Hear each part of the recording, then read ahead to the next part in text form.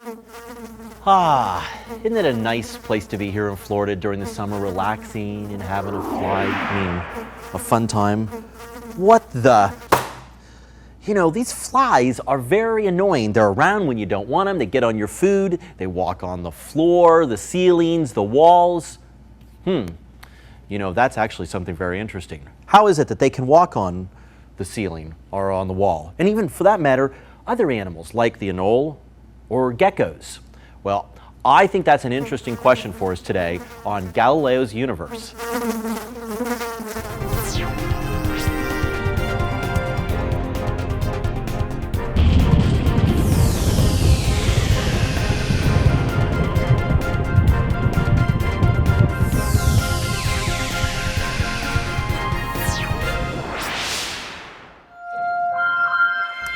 So this very question about how flies and other animals are able to stick to walls was actually a question that was asked on a very popular website. And people had all different kinds of theories. For example, one theory they had was, well, what happens if, let's say, the fly had suction cups? All right, well, these are massive suction cups that we could use here. And in fact, they do stick, but they stick really well. And it would actually take a lot of force for the fly or the gecko to really peel itself off and come apart. So this is using air pressure on the outside that's keeping these suction cups together. We did a show about this. You should have seen it. You get the full explanation there.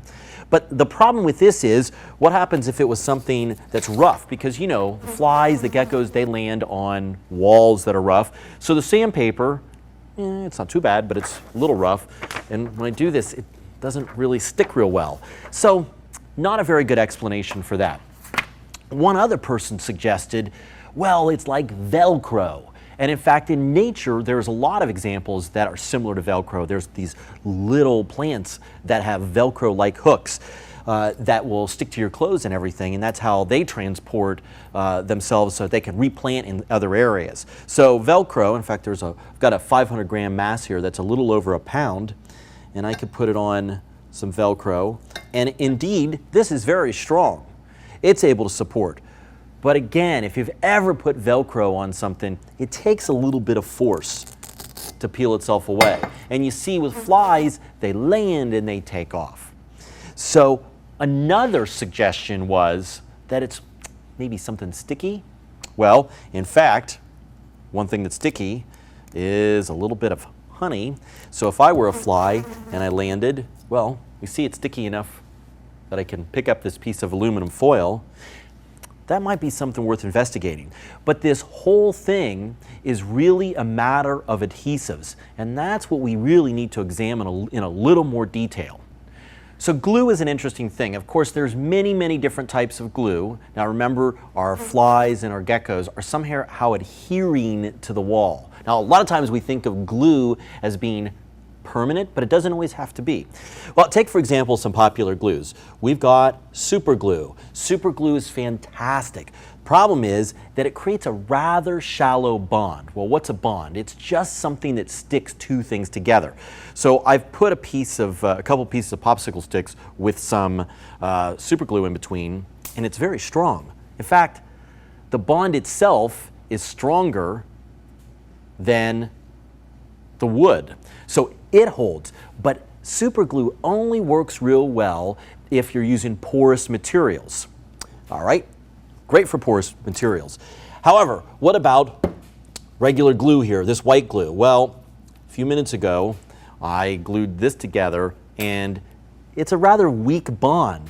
I mean, if you let it dry for a longer period of time, it will get a little stronger, but it's weak. Not as strong as a super glue, but it works just fine. Also, it has some interesting characteristics in that, it does create a thin layer in between, but you can see it didn't even do a very good job of bonding to my skin, and my skin is not exactly the best for using this type of glue. Now, you know that if you use super glue, that kind of thing does do a very good job of sticking your fingers together, and it can be a little bit of a problem if you use the super glue on your fingers. All right. Another type of glue that was actually discovered by accident is sticky notes. There was actually a group of scientists that were working on creating a very strong glue.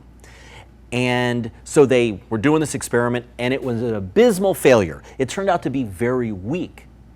Well, a little bit later, about 10 years later, there was a guy that knew about this mistake, and he was getting very frustrated. He was using a book, but he was using a marker inside the book to mark the place. So he thought, wait a minute, we have this weak glue. I wonder if I smear some on the back, could it be used to mark a place in a book? And sure enough, that's how these sticky notes were invented, and it's the magic of the glue that's there. Now, scientists other than those that work for the company are not real sure how the glue on the back works. One theory is that the glue is just a bunch of little suction cups that you're bursting these. When you put it down, they stick and then they release real easily. So there was an example of an experiment that was originally intended to be making a strong glue, ended up making a weak glue, and now we see these almost everywhere. And this is something that's rather interesting because these will stick and peel off at will, sort of like what a fly or a gecko does. But it uses suction. Maybe we should explore this a little bit more.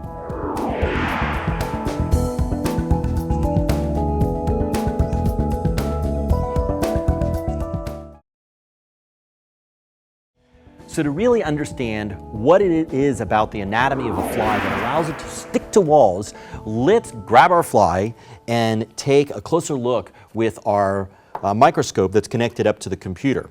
So when we put the fly underneath and we look up real closely, what we see is that the flies really do have something sticky on their surface.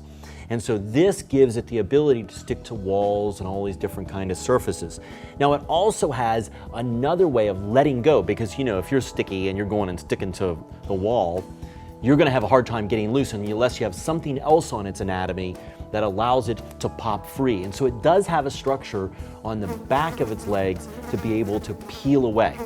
All right? Well, but the stickiness is a real issue because this allows flies in particular to transmit diseases, and this is why it's a public health concern.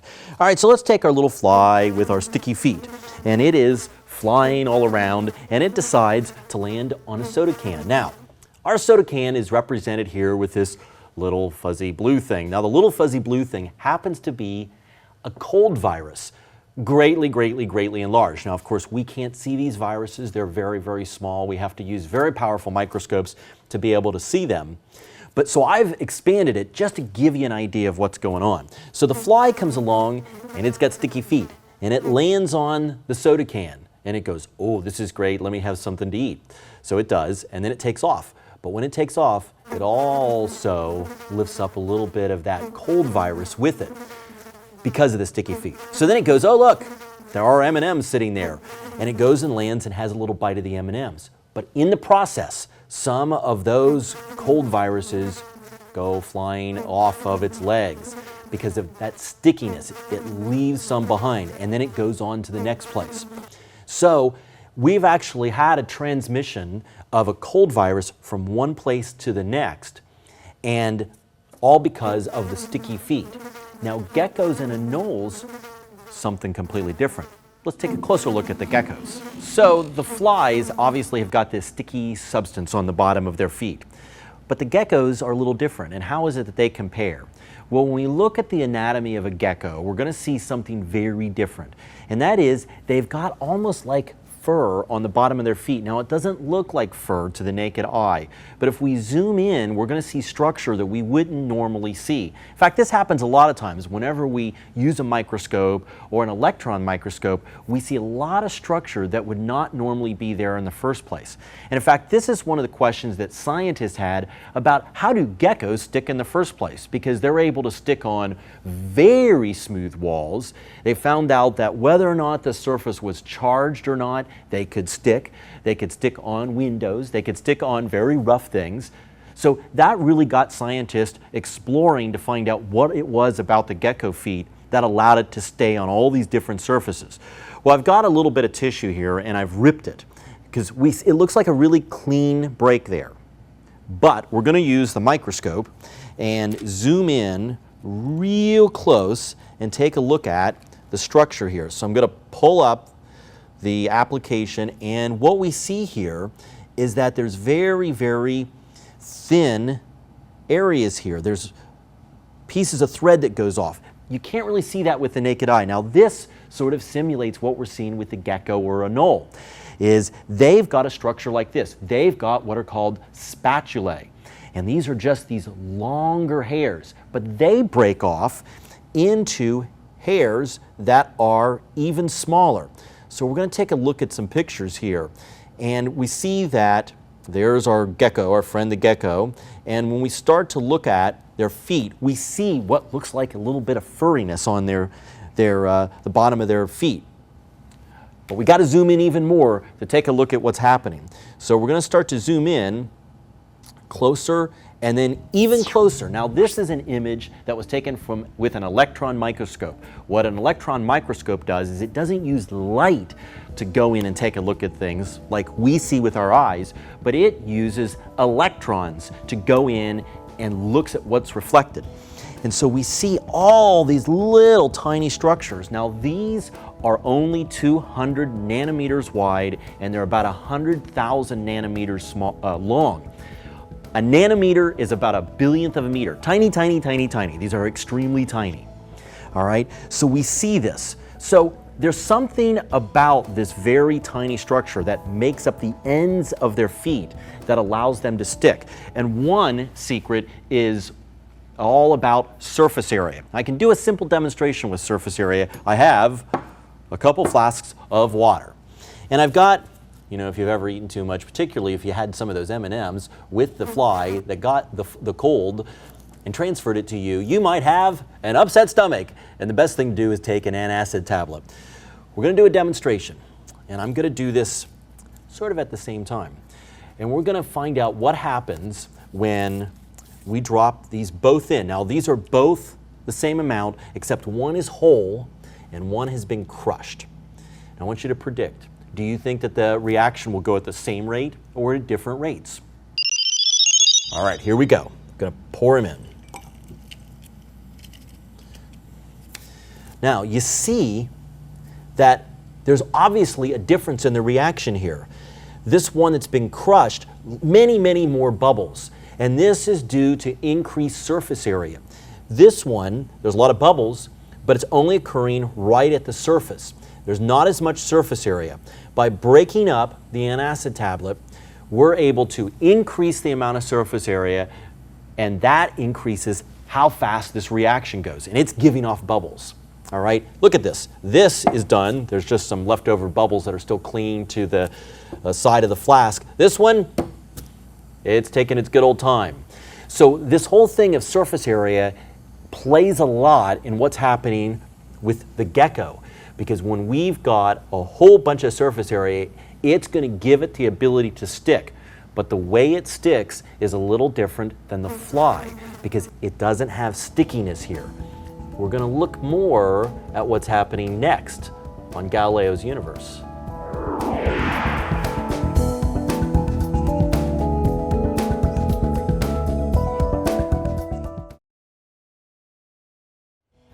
The real answer for how the geckos are able to stick on walls and all kinds of different surfaces is actually a story about chemistry.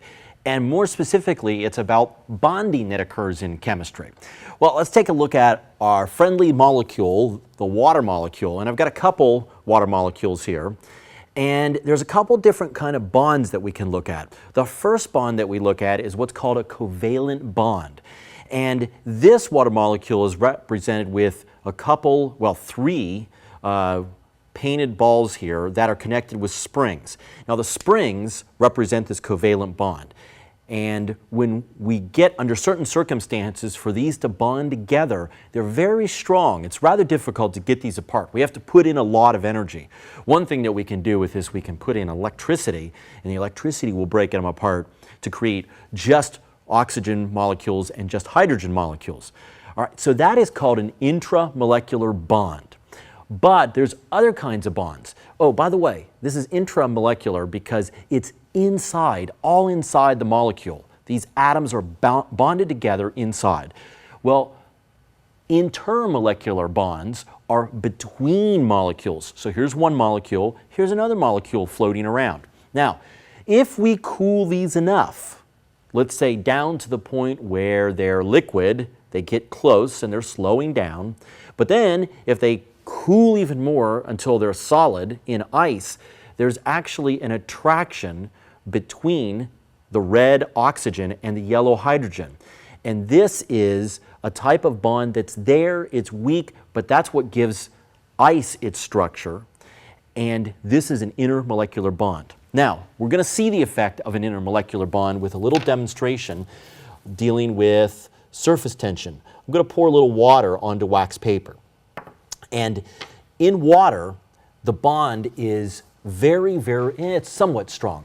Stronger than some other things than if I put, let's say, rubbing alcohol in here. It would run out real thin. But this intermolecular bond is what gives it surface tension. It allows it to bead up like this.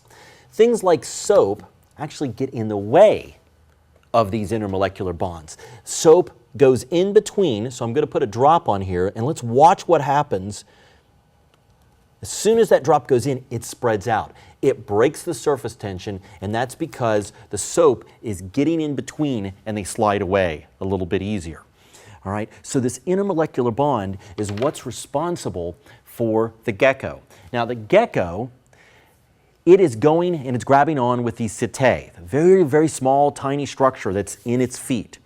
All right, and this is an intermolecular attraction, and it's somewhat electrical in nature.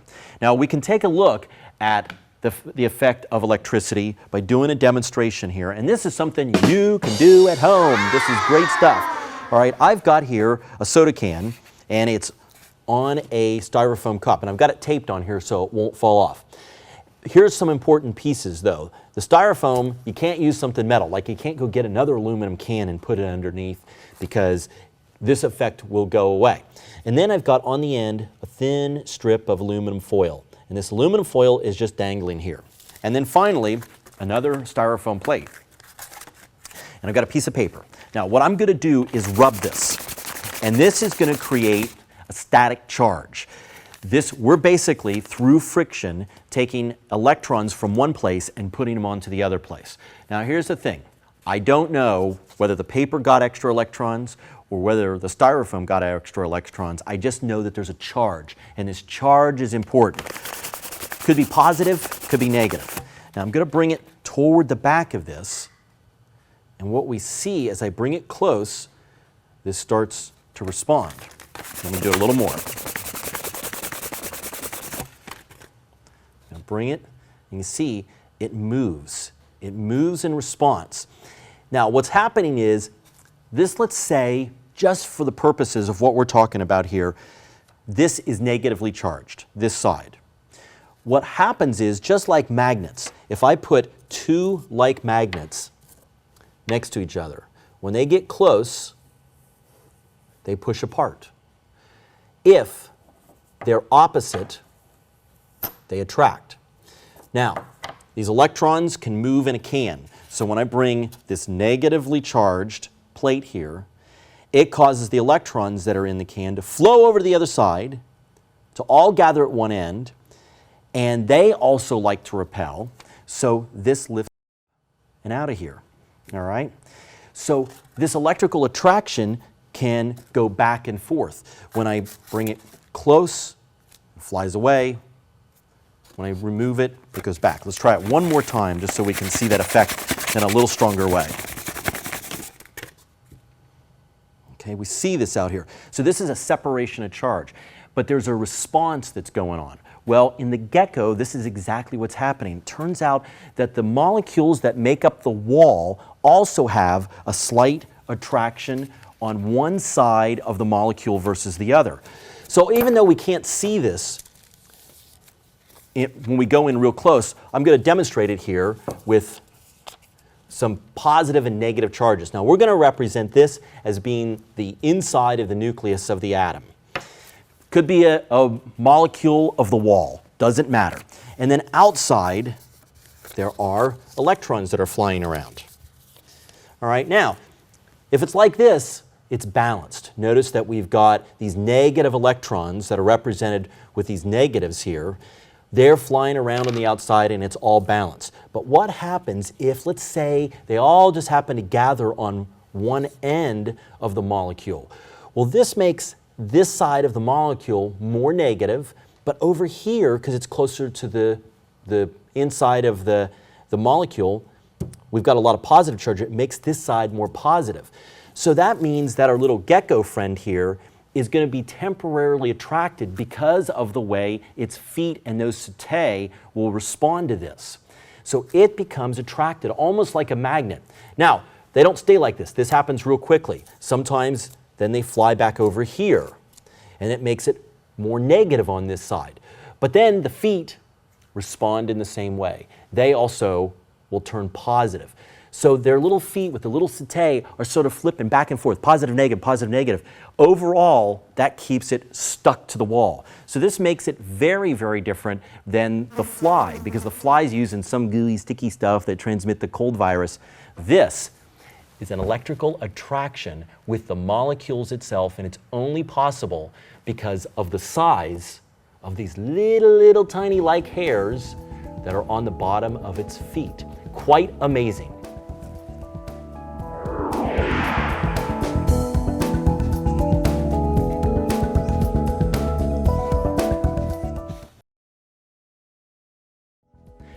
So the story of how the geckos and flies stay on the wall is quite a different one, whether it's sticky feet or whether it's this electrical attraction with the wall and the molecules inside the wall.